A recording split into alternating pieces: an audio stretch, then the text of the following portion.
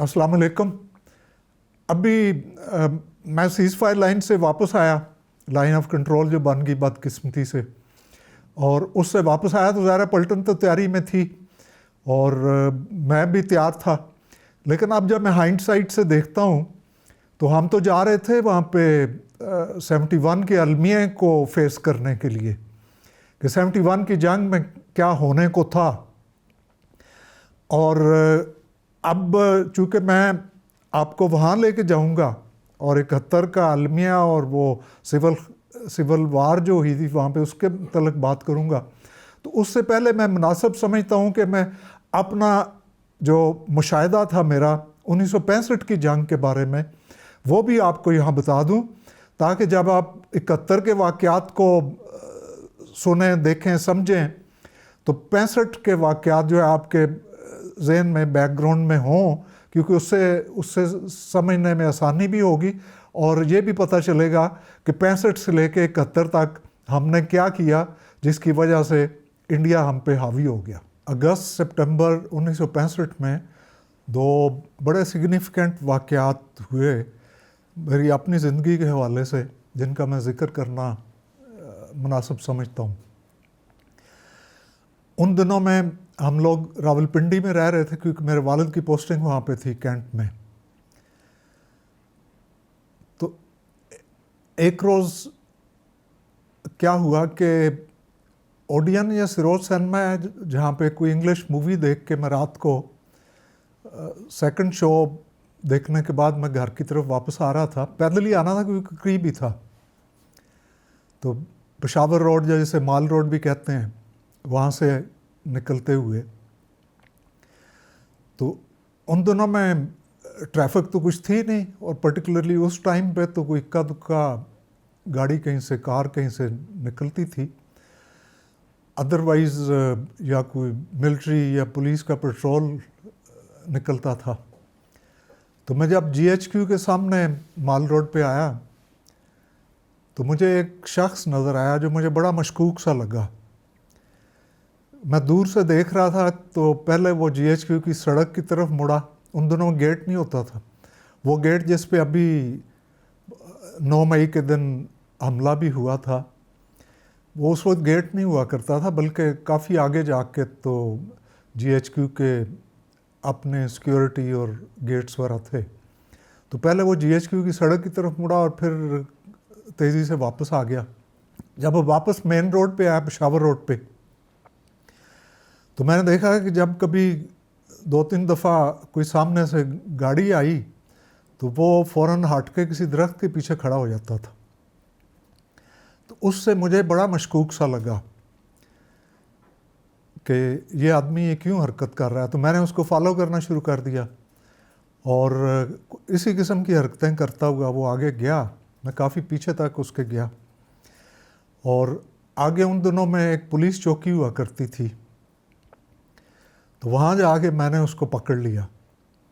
उसने छुड़ाने की कोशिश काफ़ी की लेकिन मुकाबलातन कमज़ोर था, तो मैं उसको पुलिस चौकी के अंदर ले गया।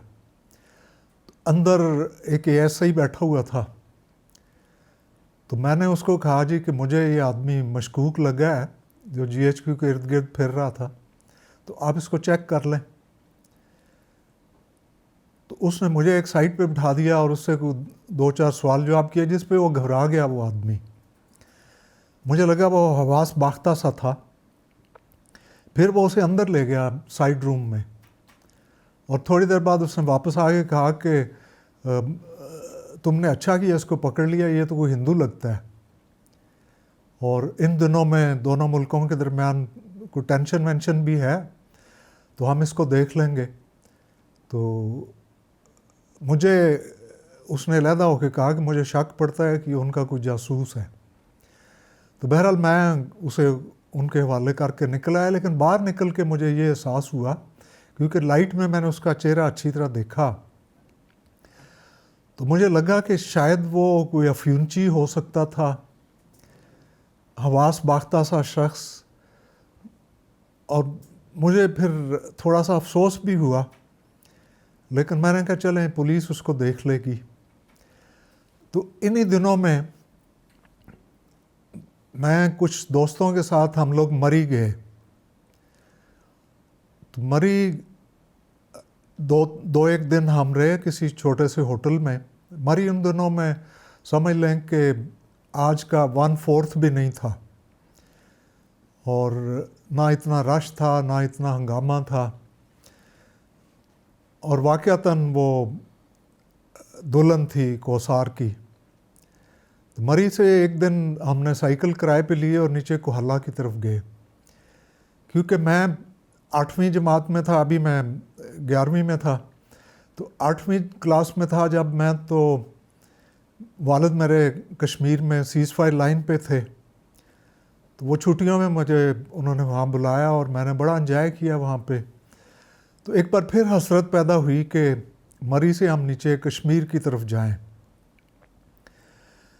کشمیر میرے لیے ہمیشہ بڑی اٹریکشن رہی تھی, اور کشمیر پوائنٹ پہ کھڑے ہو کے بھی میں یہی سوچا کرتا تھا کہ ان برف پوش پہاڑوں سے آگے کبھی نکلا جائے. اینی وے ہم 4-5 دوست سائیکلوں پہ نیچے کوہالہ پہنچے, اور کوہالہ پہنچنے تک تو ظاہر ہمیں بہت جلدی بھی پہنچ گئے, ساری ڈھلوان تھی. تو وہاں سے میرا دل تھا کہ آگے کشمیر کی طرف جایا جائے, لیکن دوستوں نے کہا کہ ہم پہلے تھکے ہوئے ہیں تو آگے نہیں جا سکتے, تو واپس چلیں گے. تو واپس آنا تو پھر پہاڑ پہ چڑھنے کے برابر تھا. اب مری کی چڑھائی پہ سائیکل تو نہیں چلایا جا سکتا, اور گھنٹے کے بعد ہی ٹانگیں جواب دے گی لوگوں کی. سائیکل پہ ہم سواری کیا کرتے, سائیکل ہم پہ سوار تھے.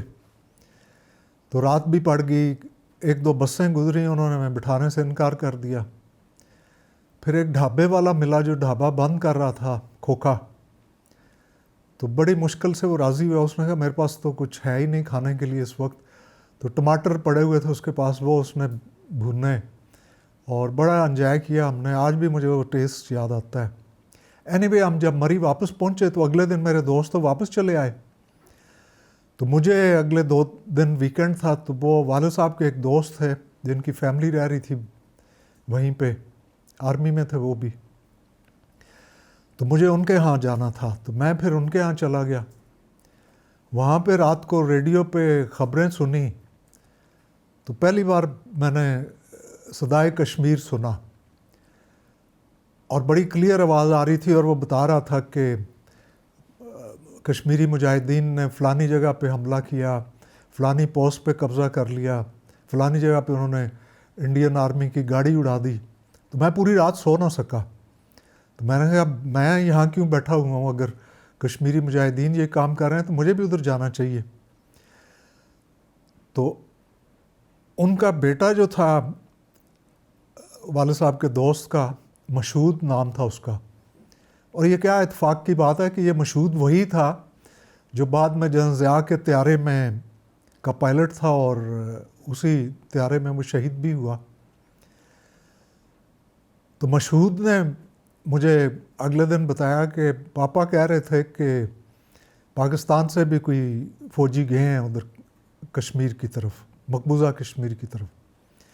تو میں نے طے کر لیا کہ میں آج ہر صورت آرمی والوں سے ملوں گا اور کہوں گا کہ مجھے بھیجو ادھر. تو آرمی کا جو ڈویژن ہیڈ کوارٹر ہے مری میں, مال روڈ پہ ہی ہے.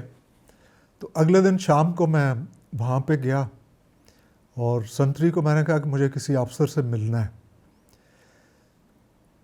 تو اس نے کہا وہ فلانے میجر صاحب آ رہے ہیں سامنے سے, تو ان سے آپ بات کر لو. تو وہ ایک صاحب آئے, ٹریک سوٹ میں تھے اس وقت. تو انہوں نے میں نے ان کو سلام کیا اور ان کو کہا کہ میں آپ سے بات کرنا چاہتا ہوں. انہوں نے کیا مسئلہ ہے؟ میں نے کہا جی میں کشمیر اپنی فوج جو اندر گئی ہے میں ان کے ساتھ جانا چاہتا ہوں. تو ایک دم انہوں نے مجھے بازو سے پکڑ لیا. انہوں نے کہا تم کون ہو, تمہیں کس نے بتایا کہ کشمیر میں ہم نے فوج بھیجی ہے؟ میں نے کہا جی یہ تو مجھے پتہ ہے اور بہت سے لوگ جانتے ہیں. تو کہنے لگے نہیں یہ تو کوئی گڑبڑ نظر آتی ہے. اور سنتری کو بولا, ساتھ ایک والدار بھی کھڑا, اس کو بولا کہ اس لڑکے کو اندر لے آؤ. اب مجھے محسوس ہوا کہ جیسے میں نے اس جاسوس کو پکڑوایا تھا, تو آج یہ لوگ بھی مجھ پہ شک کر رہے ہیں کہ ایک سیکرٹ بات ہے وہ مجھے کیسے پتہ چل گئی. تو یہ کہیں اللہ کی طرف سے سزا نہ ہو میرے لیے. اینی وے مجھے اندر لے گئے وہ آفس میں, اور ادھر جا کے تو انہوں نے بڑا سختی سے مجھے پوچھا تھا کہ تمہیں کس نے بتایا کہ پاکستان آرمی مقبوضہ کشمیر میں داخل ہوئی ہے. میں نے کہا یہ تو بہت سارے لوگوں کو پتہ ہے. کہنے لگے نہیں مجھے ان لوگوں کا بتاؤ, میں انہیں اریسٹ کروں گا. تو اس پہ میں گھبرا گیا کہ یہ میں مشہود کا تو بتا نہیں سکتا. تو پھر میں انہوں نے کہا کہ میں نے کل رات صدائے کشمیر ریڈیو پہ سنا ہے, اور جب یہ ریڈیو پہ چیز آ رہی ہے تو پھر ساری دنیا کو پتہ ہے. اس پہ تھوڑے سے وہ نرم پڑ گئے. تو انہوں نے مجھے پھر پوچھا کہ تم پڑھ رہے ہو فرسٹ ایئر میں, سیکنڈ ایئر میں پڑھ رہے ہو, تو تم ابھی کیوں جانا چاہتے ہو؟ میں نے کہا میں چاہتا ہوں کشمیر کے جہاد میں حصہ لوں. کشمیر کو آزاد کرانا فوج کا کام نہیں ہے صرف, وہ تو جب تک عوام اور فوج مل کے نہیں اسٹرگل کریں گے کشمیر آزاد کیسے ہو سکتا ہے. تو انہوں نے مجھے کہا کہ یہ جنگ جو ہے یہ تو کچھ دنوں میں ختم ہو جائے گی, تو پھر تم فوج میں سپاہی رہو گے. میں نے کہا مجھے سپاہی رہنا بھی منظور ہے, لیکن آج مجھے آپ ہر صورت اندر بھیجیں. اس نے کہا اس کے لیے تو ٹریننگ کرنی ہوگی. تو میں نے کہا میں ٹریننگ بھی کر لوں گا.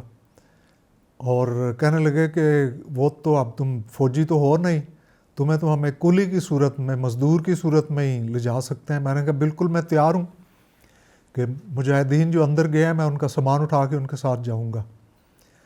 تو اینی وے پھر وہ تھوڑے سے پگھل گئے اور انہوں نے مجھے بیٹا بوٹا کہنا شروع کر دیا.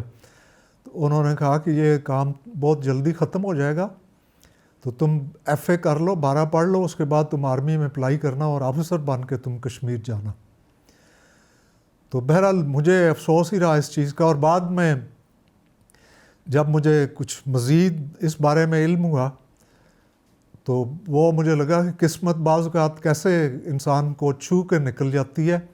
کہ یہ جو کشمیر کا آپریشن تھا, جبرالٹر فورس جسے ہم کہتے ہیں, جبرالٹر فورس کوئی 8-10 ہزار لوگ اندر گئے تھے کشمیر میں, اور ان میں آدھے یا ان سے کچھ کم تو مزدور تھے جنہوں نے سامان وان اٹھایا ہوا تھا, راشن اٹھایا ہوا تھا.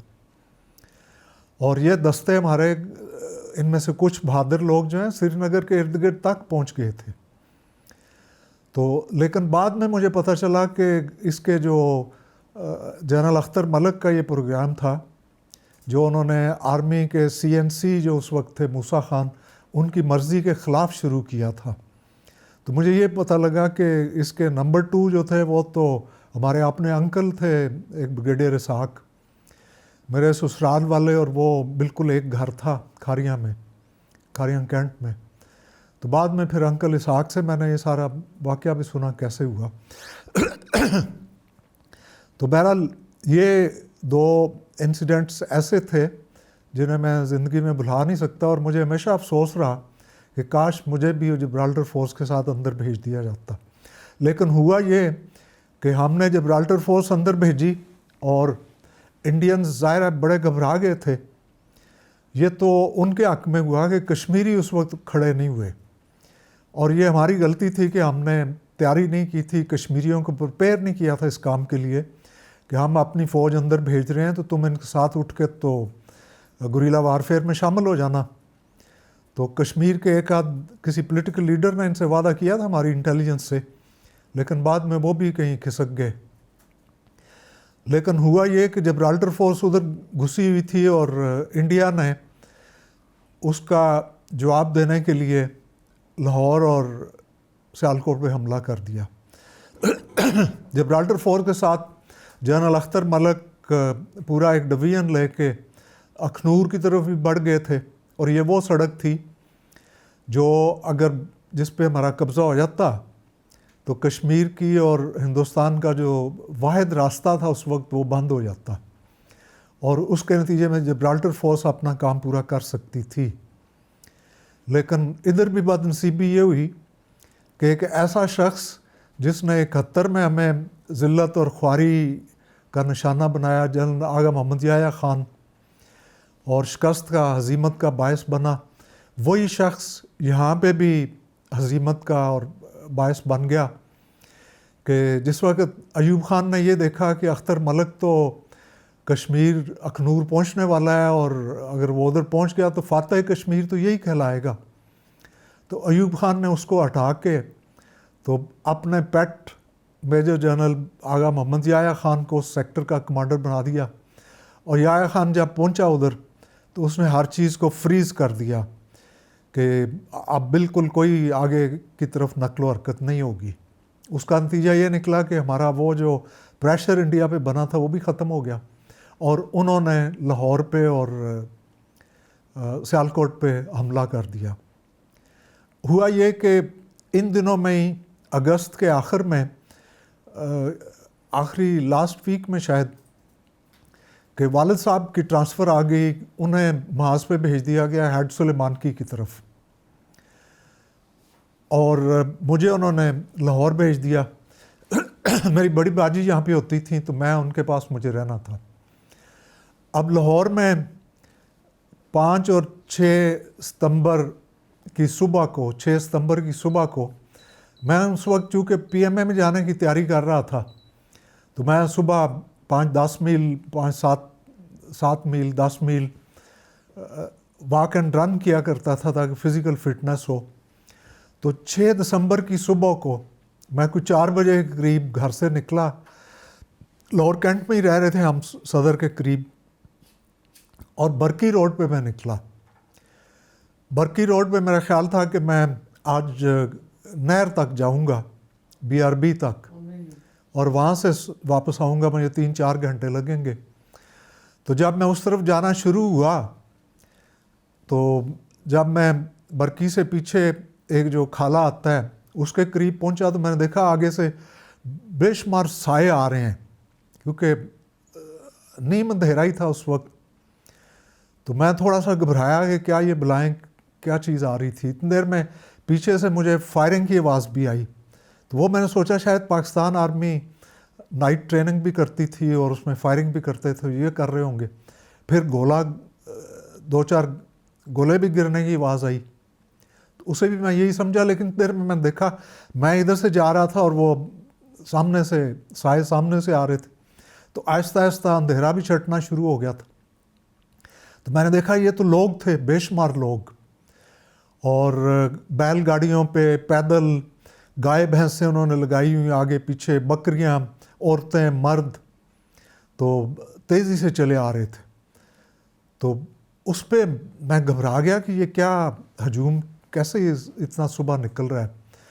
ادھر سے فائرنگ کی بھی اکا دکا آواز آ رہی تھی، لیکن مجھے یہ احساس نہیں ہوا کہ بارڈر پہ کوئی جنگ چھڑ گئی تھی۔ تو جب میں ان لوگوں کے قریب پہنچا تو وہ بڑی تیزی میں دکھائی دے رہے تھے، اور مجھے لوگوں نے بتایا کہ پیچھے جتنے گاؤں ہیں، کچھ گاؤں کے نام بھی انہوں نے لیے کہ وہاں پہ تو دشمن کا قبضہ ہو گیا اور ہم لاہور کی طرف جا رہے ہیں۔ تو میں اس کے باوجود بھی نہر کی طرف چلتا گیا۔ آگے نہر کے قریب جا کے تو مجھے 2-4 فوجی نظر آئے، اور رینجرز کے لوگ تھے شاید، اور پیچھے فائرنگ ہو رہی تھی اور گولہ باری بھی ہو رہی تھی۔ لیکن میں حیران تھا کہ ہماری جو لاہور سے برکی کی طرف آنے والی سڑک تھی اس پہ کوئی فوجی نقل و حرکت نہیں تھی۔ تو میں نے بہرحال ان سے کہا کہ میں بھی والنٹیئر ہوں اور آپ مجھے اپنے ساتھ رکھ لیں۔ تو وہ ان میں ایک نائب صوبیدار بھی تھا شاید، تو اس نے مجھے کہا بیٹے تم واپس جاؤ، تم ہمارے ساتھ نہیں رہ سکتے کیونکہ تم سویلین ہو اور تمہیں اجازت نہیں ہے اس کی۔ میں نے کہا جی جب تک سویلین اور فوج مل کے نہیں ہندوستان سے لڑے گی آپ کو فتح کیسے ہو سکتی ہے؟ تو کہنے لگے نہیں تم جاؤ نکلو ادھر سے، ورنہ کوئی اور گڑبڑ ہو جائے گی، تمہیں کوئی پکڑ لے گا کہ انٹیلیجنس والا۔ خیر میں ادھر سے واپس آیا۔ واپسی پہ میں نے ایک خاتون کی مدد بھی کی، اس کی بکری نے بچہ دیا ہوا تھا لیلا، اور وہ گر رہا تھا، ساتھ اس نے ایک بچہ اٹھایا ہوا تھا، اور وہ تنہا سی مجھے لگی۔ تو شاید اس کی فیملی آگے نکل گئی تھی یا پیچھے رہ گئے تھے۔ تو میں نے پھر اس کی مدد کی، میں نے اس کو بیٹا کہا یہ مجھے پکڑا دو، تو کہنے لگی نہیں تم اس کو اٹھا لو۔ تو میں نے اس کو اٹھایا کچھ دیر کے لیے، تو وہ بھی رو بھی رہی تھی، پریشان بھی تھی۔ تو میں نے اس طرح لوگوں کو آتے دیکھا بارڈر سے، لیکن اپنی طرف اب ہم صدر کی طرف جا رہے ہیں اور 6:30-7 بجے کے قریب میں نے دیکھا کہ پہلے جو ٹروپس تھے، فوجی گاڑیاں چند ایک تھیں، وہ مڑی ہیں، صدر سے نکلی ہیں، اور لوگوں نے نعرے وارے مارنے شروع کر دیے. جو ادھر سے بھی مہاجرین جا رہے تھے وہ بھی، اور صدر بازار میں بھی لوگ اکٹھے ہوئے تھے اور پاک فوج زندہ باد کے نعرے مار رہے تھے. فوجی بھی نعرہ تکبیر اور نعرے مارتے ہوئے تو اس طرف آ رہے تھے. لیکن یہ بڑی حیرانی کی بات تھی کہ بارڈر پہ جنگ چھڑی ہوئی تھی اور یہ سڑک ہماری پوری خالی تھی، جو کہ لائن آف کمیونیکیشن تھی اس وقت اس سیکٹر کی. واگا تو اس سے خیر آگے کی طرف تھا. بعد میں ہم میجر جنرل تجمل حسین ملک، جنہوں نے واگا پہ لڑائی لڑی تھی، وہ اور میں اکٹھے سائیوال جیل میں رہے، تو انہیں میں نے یہ واقعہ سنایا. تو وہ کہنے لگے ایسا ہی ہوا یہ کہ 5 دسمبر کو ہم لوگ بڑے بے چین تھے کہ خبریں آ رہی تھی کہ انڈین آرمی جو ہے وہ اکٹھی ہو رہی ہے، سامنے والے علاقوں میں موومنٹ کر رہے ہیں. تو وہ کہنے لگے، میں نے دن کو کمانڈر کو، بریگیڈ کمانڈر کو فون پہ بھی کہا، پھر میں انہیں ملا بھی جا کے، اور انہیں میں نے کہا کہ خبریں تو یہ ہیں، اپنی خبریں بھی یہ ہیں کہ انڈین فوج جو ہے وہ اپنی چامنیوں سے نکلی ہوئی ہے، تو ہمیں کیوں نہیں آپ بارڈر پہ جانے کی اجازت دے رہے؟ انہوں نے کہا نہیں، ہمیں اجازت نہیں ہے، ہم جنگ نہیں چھیڑنا چاہتے ان سے، تو ابھی رکے رہو.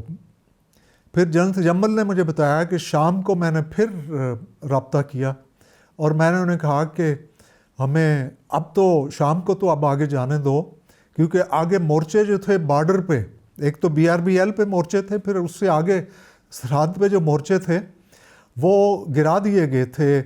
چونکہ 1964 میں جب رن آف کچھ میں پاکستان اور ہندوستان کی جنگ ہوئی، جس میں ہمارا پلہ الحمدللہ بھاری رہا تھا، تو جب اس میں سیز فائر ہوا، UNO بیچ میں آئی، تو فیصلہ ہوا تھا کہ جو سرحد پہ مورچے فی الحال بنائے گئے ہیں تازہ، وہ گرا دیے جائیں.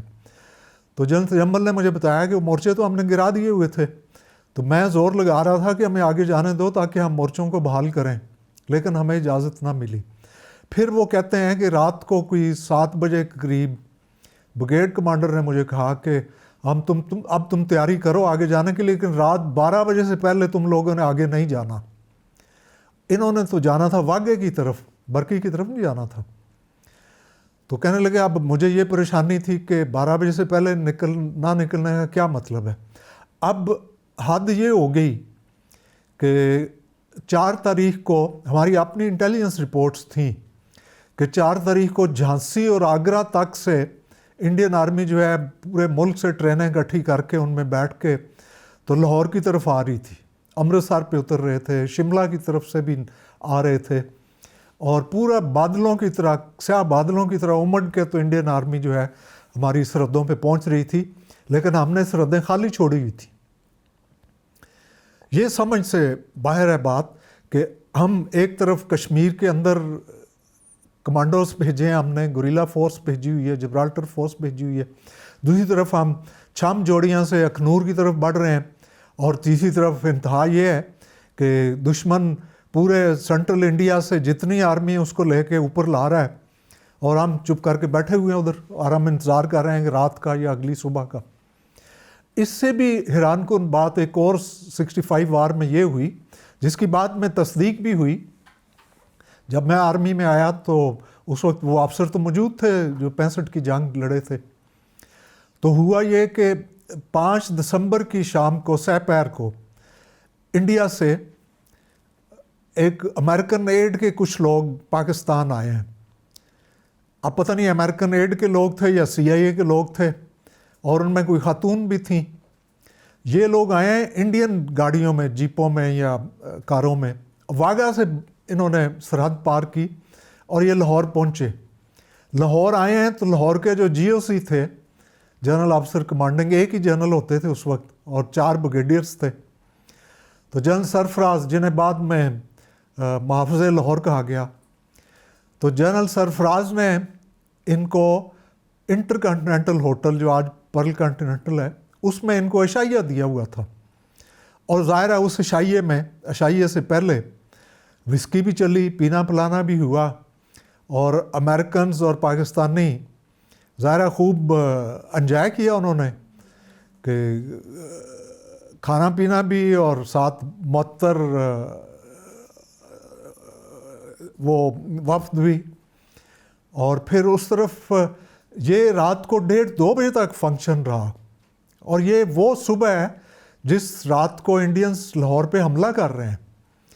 और फिर उसके साथ ये हुआ कि वो जो ड्राइवर थे गाड़ियों के, वो यकीनन राह के ड्राइवर्स होंगे, इंडियन आर्मी के ड्राइवर्स होंगे। वो ड्राइवर उन दोनों तीनों गाड़ियों को लेके वाघा के रास्ते दोबारा इंडिया वापस गए हैं।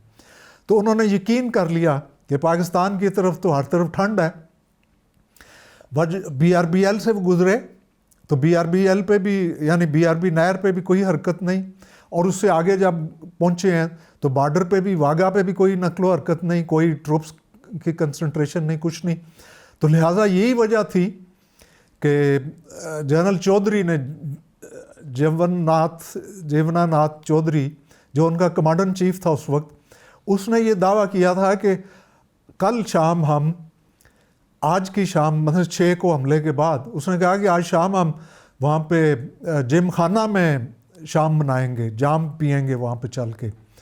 तो चूँकि उन लोगों ने देख लिया कि ये तो पूरी सरहद खाली पड़ी है, तो बहरहाल जब हमारे कमांडर, ये हमारे जनरल सरफराज और उनके तीनों चारों ब्रिगेड कमांडर्स, जब ये रात के 2 बजे के करीब वहाँ से स्टाफ कारों में झूमते झामते बैठे हैं और वापस कंटोनमेंट में पहुँचे हैं, तो इंडियन आर्मी बॉर्डर्स पे पहुँच चुकी हुई थी। और इन्होंने आगे बढ़ के रेंजर्स पोस्ट पे हमला किया, उस पर कब्ज़ा किया, और फिर बढ़ा है BRB की तरफ। तो ये तो अल्लाह का करम हुआ। जनरल तजम्मल मुझे बताते हैं कि 3-4 बजे के करीब हम BRB पे पहुंच गए थे सुबह, और फिर इन्होंने रोका। और BRB पे दुश्मन को रोकने का क्या मतलब था? 4-5 मील 6 मील का अगला इलाका हमने खामखा उनको उनके हवाले कर दिया, और उसके बावजूद हम मुहाफ़िज़ लाहौर ठहरे और हलाल जुर्रत हमें मिला। तो ये एक ट्रेजेडी ऐसी थी जिसको बाद में मैंने उन ऑफिसर्स से सुना जो उस जंग में शामिल थे। और फिर अफसोसनाक बात एक और भी थी कि अब 65 वार तो पीछे जा चुकी थी, अब तो 68, 9, 70 का ज़माना था। तो हम लोग जो लेफ्टिनेंट कैप्टन जूनियर्स जो थे, हमें अब भी अफ्रीका की कैंपेन पढ़ाई जा रही थी, हमें वेस्टर्न यूरोप में की जंग पढ़ाई जा रही थी, सेकंड वर्ल्ड वार में। और जो जंग हमने खुद लड़ी थी उसके बारे में कोई सवाल था ना कोई जवाब था कि ये क्या हुआ उस रात को और उस सुबह को क्या हुआ। और फिर बहरहाल बहुत सारी और चीज़ें हैं। एक सेमिनार में मैंने ये सवाल किया कि हमें आप अफ्रीका की कैंपेन पढ़ा रहे हैं तो हमें आप 65 की जंग क्यों नहीं पढ़ाते? 65 की जंग वो है जो हमने जीतते हुए हार दी थी, तो हमें उसके बारे में पढ़ाइए। तो आगे से जवाब ये मिला कि ये सवाल तो इररेलेवेंट है, क्योंकि हम जो कुछ पढ़ रहे हैं सवाल तो उसके बारे में होना चाहिए। तो बहरहाल अभी 65 वार के बारे में शायद मैं कुछ और भी कहूँ, तो अभी ख़त्म करते हैं। Thank you very much. अल्लाह हाफ़िज़।